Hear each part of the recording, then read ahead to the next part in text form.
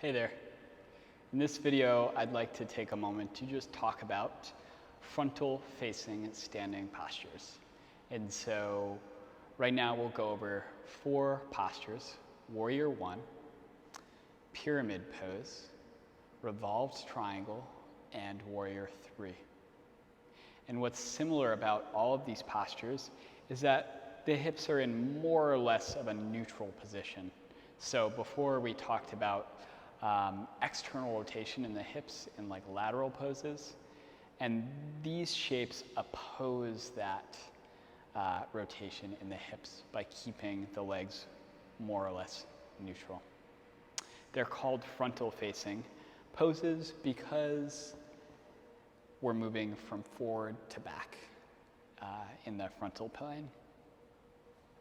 So first we'll just visit Warrior 1.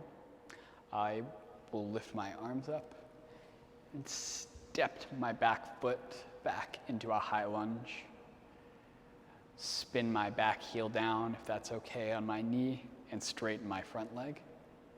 And then right off the bat, maybe you can see here that my back hip is not completely in line with my front hip.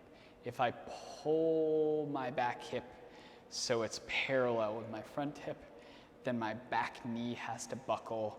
So it's really like kind of dangerous and icky for that knee joint. And isn't just a very stable place for me to be. By the very nature of having one leg back and one leg forward, it's going to pull our hips away from each other a little bit. So you want to just let that happen, go with the flow with that. And instead, we'll just turn my right shoulder towards the front of the room. So my shoulders and my face are facing the front of the room, but my hips are a little off center. And then I'll bend my front knee towards 90 degrees.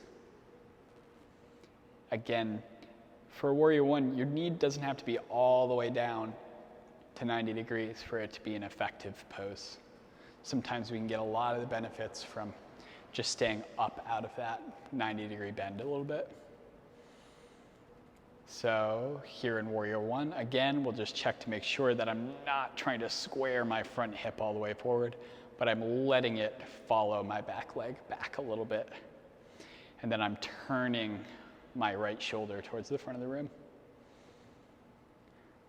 From here, I can leave my legs in the exact same position and just straighten my front leg and lean over my front leg to start to come into pyramid pose.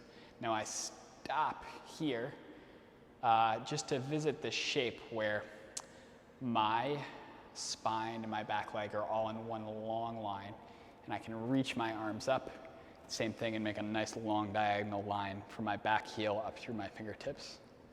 Then I can bring my arms down to blocks or whatever else I'd like to use to support me. Leave my feet in the same shape, and finally round my spine into pyramid pose.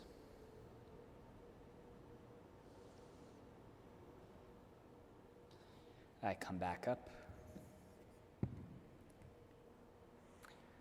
bend my front knee into Warrior 1, walk my front foot forward, and step back up to the top of the mat.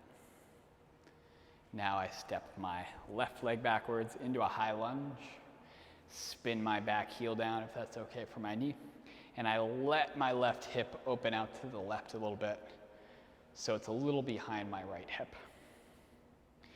Straighten my front leg, reach my arms up, and turn my left shoulder towards the front of the room. So I'm letting my back hip get pulled backwards a little bit, but I'm turning my left shoulder forwards to compensate. So this is actually creating a small twist in my spine. Then I can bend my front knee down for Warrior 1. Then I'll re-straighten my front leg to come into pyramid pose. Again, I'll just fold forward a little bit so I can make a nice diagonal line from my back heel all the way up through my fingertips, just to visit this flat back and see what it feels like.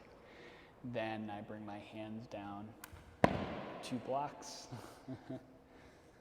Again, lift my head up to find a long spine. And then finally, let the top of my spine round towards my front leg. Pyramid pose. From here, I can still keep my feet in the exact same position and just leave my left hand down on the floor or a block. Adjust the block accordingly if you're using it. And then reach my right arm up towards the ceiling, open my chest to the right for revolve triangle. And you can see that my feet are in the exact same shape as warrior 1 and pyramid pose.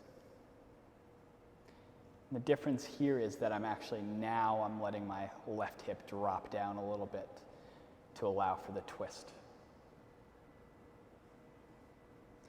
Then I place my right hand back down. So I'm in a neutral spine, and I press into my front foot to come back up to stand. Step up to the top of my mat.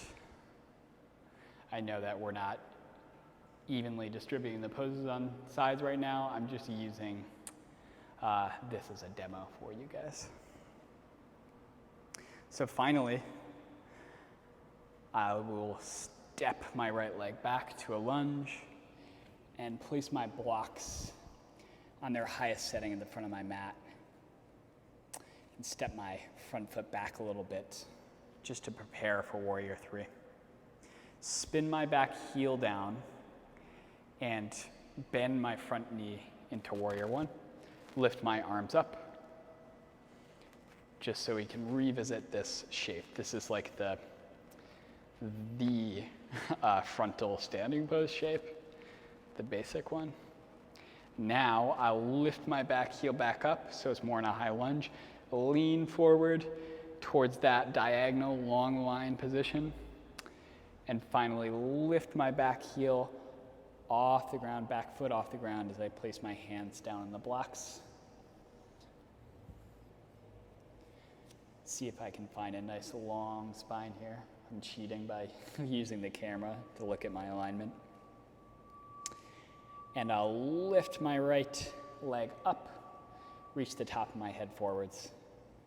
So you notice that my hips are in more or less the same position here. They're both facing forwards.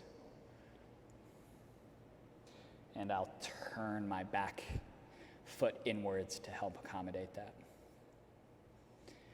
Step my back foot down, spin my back heel down, and just again revisit warrior 1, back to home base. Bring my arms by my sides and step forward to the top of my mat. So I hope that was helpful. Again, we talked about 4 different poses: warrior 1, pyramid, revolve triangle, and warrior 3. And I hope that by showing you all those poses together and talking about the foot position, you can see the relationship between all of those poses in that they're all frontal facing standing poses. Okay, take care. Until next time.